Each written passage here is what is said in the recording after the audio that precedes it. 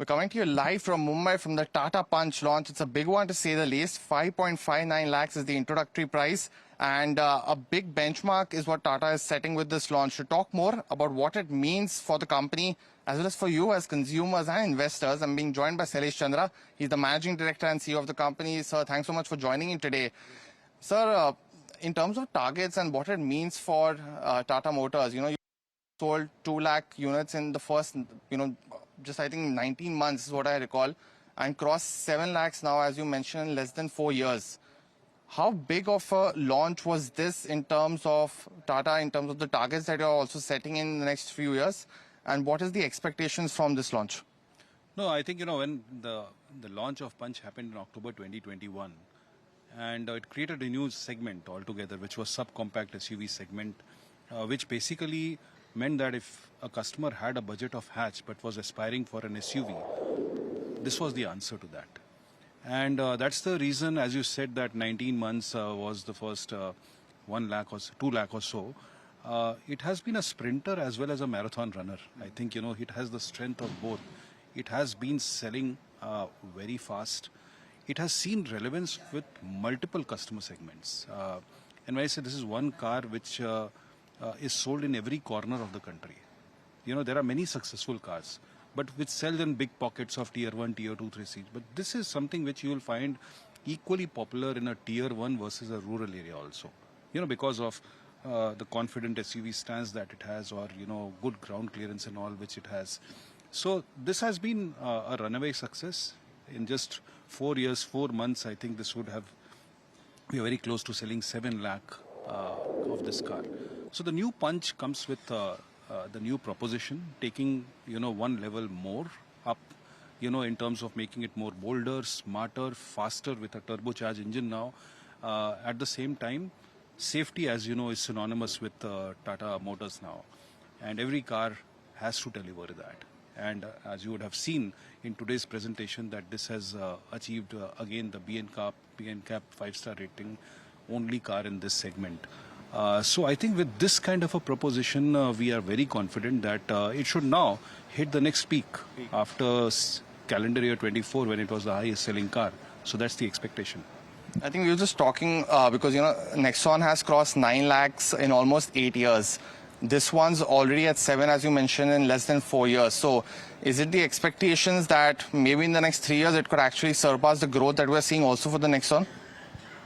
Next 2 years, you said, next 3 years, you said, to hit 1 million. I think next month we are hitting 700,000. So I hope that it does much faster than that. But this will definitely be the fastest. 1 million is what I'm keeping my fingers crossed. No car would have done this fast. And that has been the popularity of Punch. It has just hit the sweet spot of what customers want in an accessible segment like this. The best part about it is that we are, of course, standing next to the CNG model. You also have the EV in this. So what would be probably the rough split? Is it 1/3 across for ICE, EVs as well as CNG, given that you are addressing so many new customers in so many new places and geographies? It has been a bit of dynamic mix, but just to give you, kind of more latest figure, it would be about 55% petrol, 35% CNG, and about 10 to 12% of electric. But I believe that now with the AMT proposition, this should grow more stronger.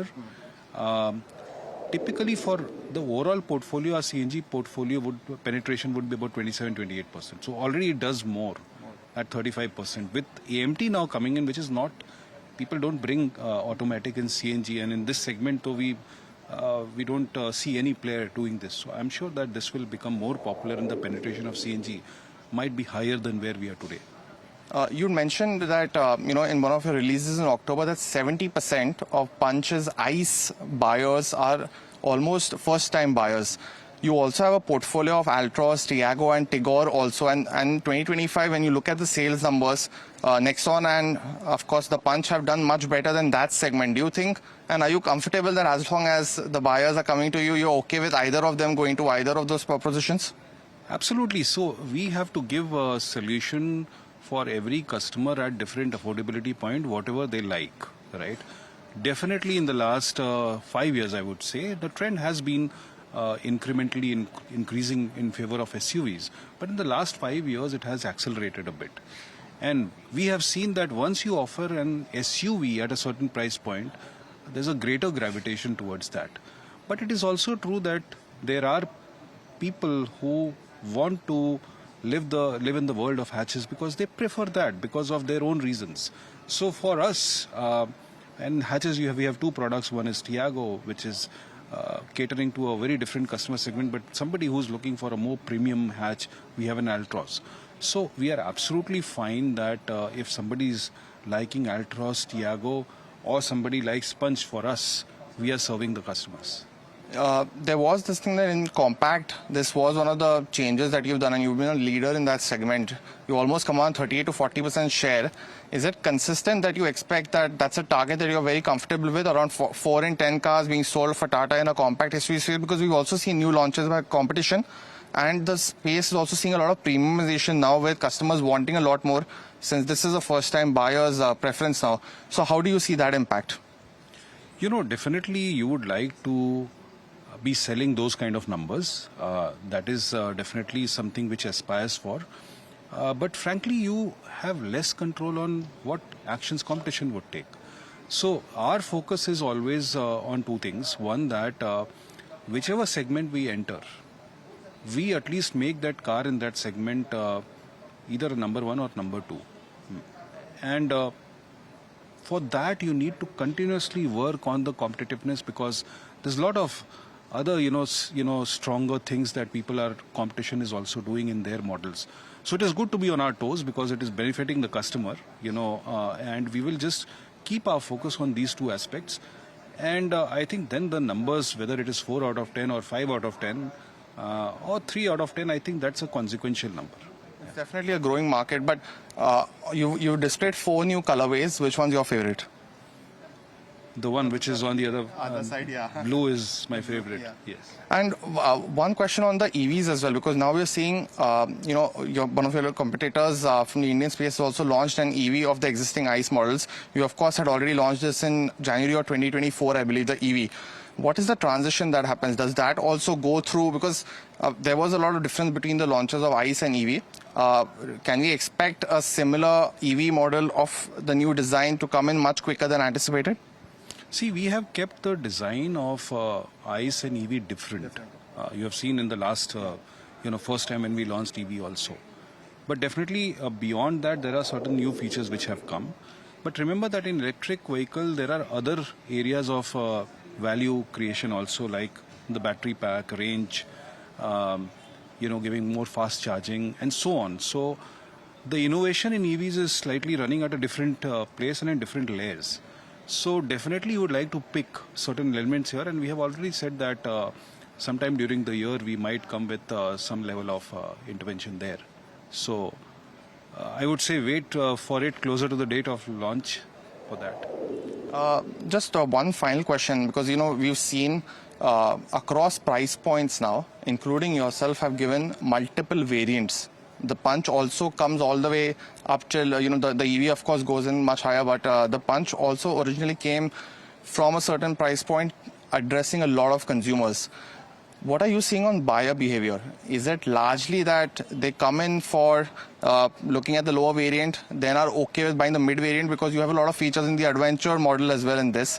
Do you largely feel that that has been the case and expect that that should continue? What we have seen is that when we launched Punch, we were selling 8,000 a month. We had only petrol, right? Then when you launched the CNG twin cylinder, you got incremental sales. And then we launched EV, it gave further incremental sales. And today, as I said, that Punch is selling about 18,000 from 8,000, which essentially means that all, their customers are CNG customers, or a petrol customer or an EV customer. So therefore, we don't see too much of cannibalization because they have decided first what powertrain they want or what they are comfortable with, what suits their use case.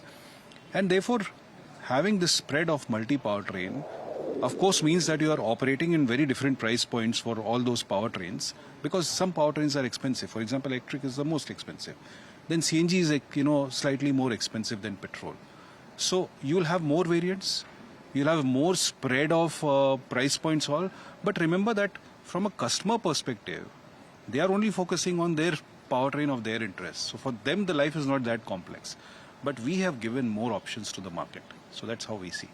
So just one question also to slip in as we wrap up is on margins. Now, of course, not talking about the near term, with the utilization that the Punch and the Nexon offers you, can we expect that maybe in FY27 and 28, barring the timeline, you could see a multitude impact in terms of margins based on utilization? Or is it largely that you feel, given you also have EVs, it'll be difficult to diversify, or which has the higher impact? But any perspective you can go for investors as well?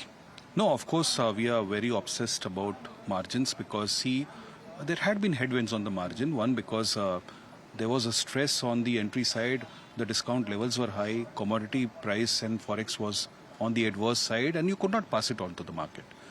In this year, you'll see a part of it being passed on. The discount levels will come down because the inventory levels, we ended December around 15-16 days of inventory. So that brings down the discounting. So therefore, on top of that, the operating leverage coming out of volumes, that should help. Higher margin products also like Sierra and all will help. So we are definitely on our path to moving towards a double-digit EBITDA, as we had also talked about in the past in Investor Day and all. So we are moving in that direction. And I think hopefully 2026 will be more favorable. It should give tailwinds as compared to headwinds on the margin last year. And any expectation that you have for the year? Is it going to be definitely better? Because you had the late GST pivot, so that did help numbers in 25. Does that offer a very good start to 26 and the momentum to be better than last year? I can only say that the pre-GST 2.0 world was negative growth. We were degrowing as a market, I'm saying, industry. And after GST 2.0, it has been magical, right? The growth has been nearly 20-25% for the industry. Even if it settles down at a lower level, I still believe that 2026 can be that double-digit growth for the industry, say plus minus 2%. But that's a very good growth on a base of nearly 4.5 million that you achieved in calendar year 2025. That would give a lot of opportunity to the industry, growth opportunity for the industry. And I think given our intense launch activities in 2026, which started in November with Sierra launch, and you have seen Harrier Safari Petrol, now Punch, and you'll have more coming during the course of the year, both in EVs as well as ICE. So we feel confident that we can do an industry-beating growth. Well, Mr. Chandra, thanks so much for joining in, giving us that perspective to NDTV Profit. But watch out for the launch. It's going to be a big one, to say the least. Stay tuned to NDTV Profit for more.